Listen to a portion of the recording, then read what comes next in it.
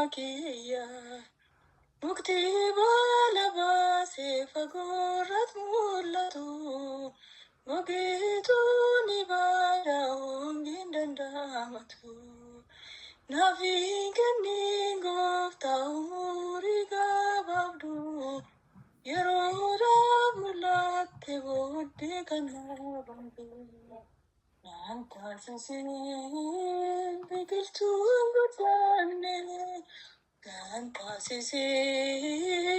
muka birillaanne naa godhadhu malee nama siin jiraatu caamsaan yoo dheerate siisa danda'amatu umurii koo naaf eebbisi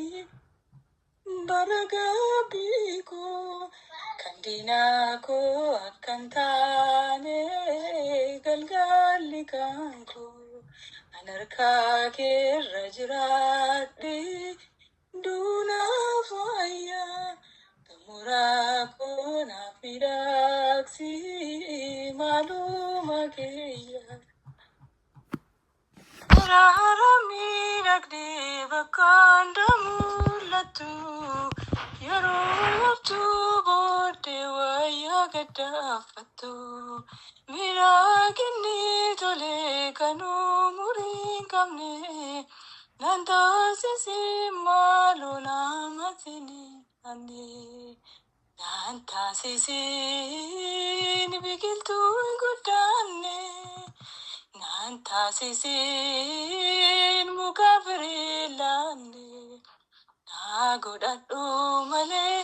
nama siin jiraatu caamsaan yoo dheerate siisa danda'amatu umurii koo naaf eebbisi bara gabbii koo kan diinaa koo akkan taane galgalli kan koo anarka kerajirade duna faya tomoraa koo naaf midhaksi malumakeya sibiilli miidhagdee warqee kan fakkaatu abiddu suuseente taasa keessaan baatu lakkii warqee miti minnoo madaabida margi mimmiidhagdus jaalli ishee dhoqqeedha naan taasisiin biqiltuun guddaanne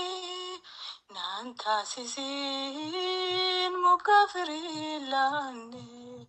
naa godhadhu malee nama siin jiraatu caamsaan yoo dheerate siisa danda'amatu umurii koo naaf eebbisi bara gabbii koo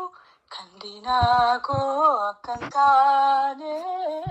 galgalli kan koo anarka kerajirade duna faya Tumura kona firaksi malumakiya Akakarata fidi mas manabaye Miragina dunya kalbi saboje Bikilte kore kisabute Akka ingudane hure tukapate Naan taasisiin biqiltuun guddaanne naan taasisiin muka birillaanne naa godhadhu malee nama siin jiraatu caamsaan yoo dheerate siisa danda'amatu umurii koo naaf eebbisi bara gabbii koo kan diinaa koo akkan taane